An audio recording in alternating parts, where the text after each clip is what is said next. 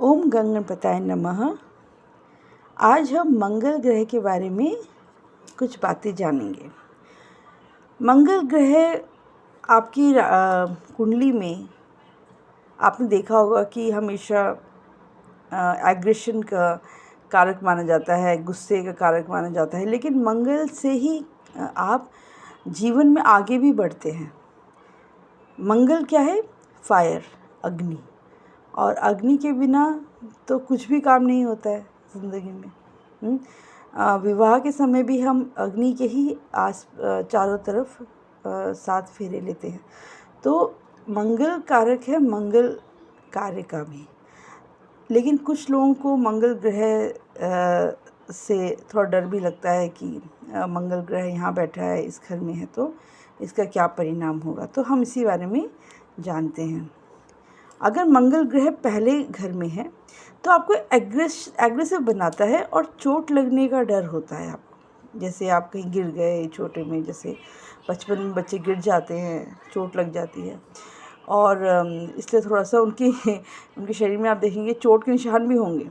जब बचपन में या कभी जब गिरते हैं तो ऐसे चोट के निशान होते हैं ना, तो वो दिखाएंगे हाँ मुझे चोट लगी थी, घुटने में लगी थी, हाथ में लगी थी।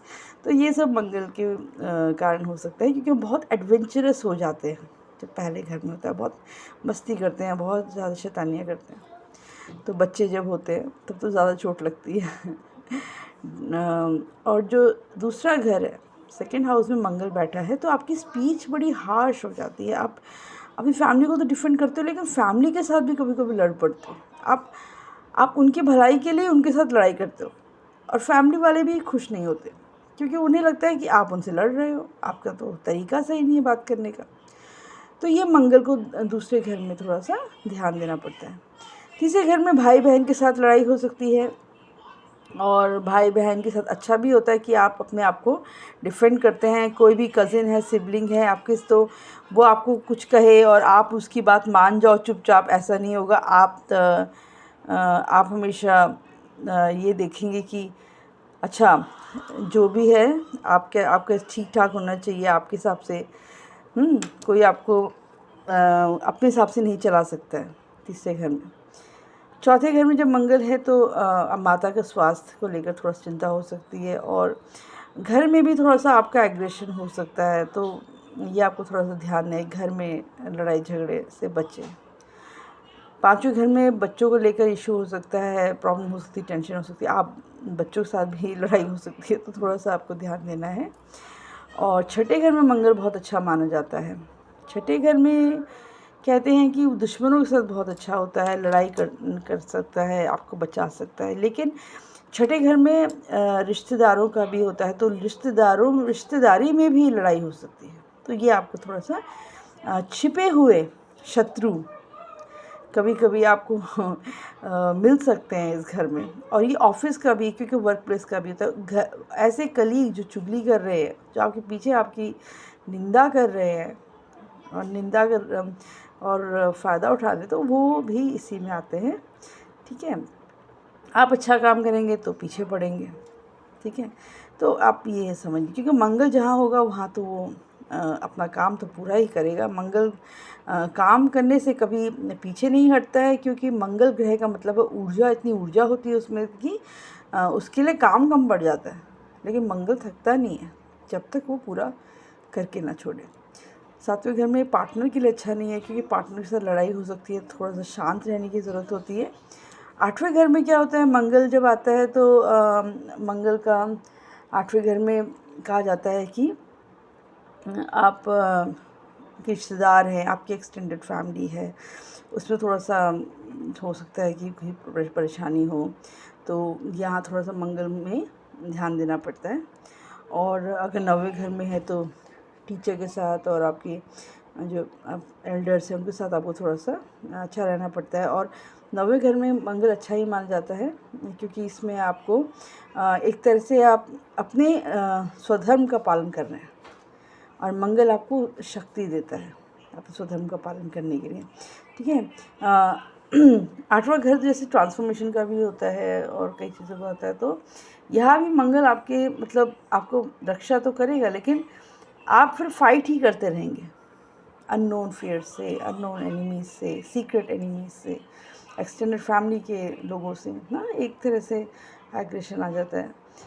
9th हाउस में आप अपने लिए फ़ाइट करते हैं, अपने स्वधर्म के लिए फ़ाइट करते हैं, अपने आप को डिफेंड करने के लिए, आपको जो लगता है सही है, अपने उसूलों के लिए, अपने मूल्यों के लिए आप लड़ते हैं, अपने एग्रेशन शो करते हैं, अच्छा करते हैं। 10वें घर में आप मंगल होता है तो आप ऐसे ऐसा जो जातक है वो पॉलिटिशियन बन सकता है बहुत अच्छा, क्योंकि 10वां घर क्या है, आपका राजस्थान, आप जहाँ राज करेंगे। तो एक ऐसा व्यक्ति जिसका 10वें घर में मंगल है तो वो आपको हमेशा बड़े काम करने के लिए और ऑर्गेनाइजेशन खोलने के लिए, बहुत चैरिटेबल ऑर्गेनाइजेशन खोल सकता है, बहुत काम कर सकता है लोगों के लिए। तो 10वें घर में मंगल अच्छा माना जाता है। 11वें घर में मंगल दोस्तों के लिए, और आप ये करिए लड़ाई भी हो सकती है और जान पहचान में भी बड़े भाई बहन से भी लड़ाई कर हो सकती है, यहाँ मंगल है। तो थोड़ा सा आपको संभल के रहना पड़ेगा।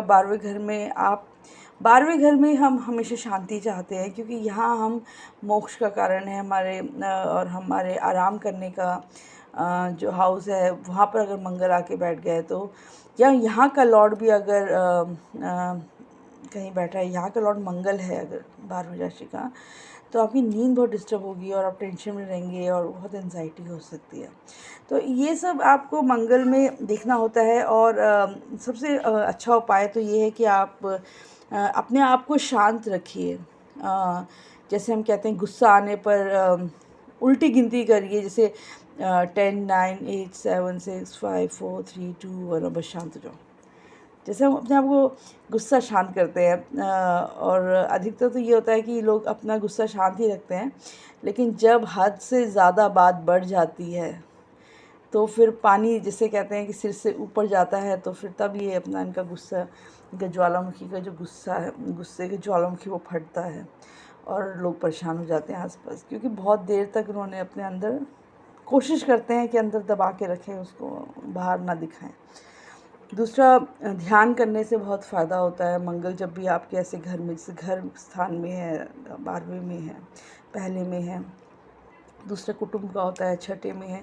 अगर छठे और 8वें में है तो आपको शत्रुओं से बहुत सावधान रहना पड़ेगा, क्योंकि शत्रु आसपास है, रिश्तों में, रिश्तेदारी में, आपके मायके ससुराल में, एक्सटेंडेड फैमिली में, कोई भी कहीं पे भी मंगल आपको आगाह करता है कि यहाँ आपके शत्रु छिपे हो सकते हैं। छिपे हुए शत्रु बहुत ख़तरनाक होते हैं। अक्सर ऐसा भी देखा गया है कि वो मित्र बन के आते हैं, लेकिन कभी कभी शत्रु भी बन सकते हैं। तो आप मित्र ही शत्रु बन जाते हैं। तो आपको सावधान रहना है, क्योंकि आप अगर सावधान नहीं होंगे तो सामने वाला तो तैयार ही है आपको परेशान करने के लिए। तो ये आपको मंगल में देखना होता है। और मंगल ग्रह का मतलब है बहुत ऊर्जा, जितनी ऊर्जा आपके अंदर है कि उस ऊर्जा को आपको चैनलाइज करना है, चाहे आप क्रिएटिवली करें, चाहे आप एक्सरसाइज के थ्रू करें, चाहे आप समाज के लिए काम करके करें। क्योंकि जब आप किसी से जुड़ जाते हैं, जैसे कोई अच्छे काम में, तो आपकी एनर्जी सारी वहाँ यूटिलाइज हो जाती है और आपको गुस्सा कम आता है। जब आपको लगता है कि आपका समय वेस्ट हो रहा है, आप कुछ कर नहीं पा रहे हैं, जीवन में आगे नहीं बढ़ पा रहे हैं, दूसरों के जैसे परेशानी पे परेशानी आ रही है, तो आपको अपना रास्ता खोजना होता है। जैसे नदी पहाड़ में से पहाड़ों के बीचों बीच अपना रास्ता खोजती है, वो शिकायत नहीं करती है कि पहाड़ आ गए तो मैं कहाँ जाऊँ आगे। तो ऐसे ही हमें भी जीवन में बनना पड़ता है, तभी मंगल हमारे लिए मंगलकारी साबित हो सकता है। बहुत बहुत शुक्रिया।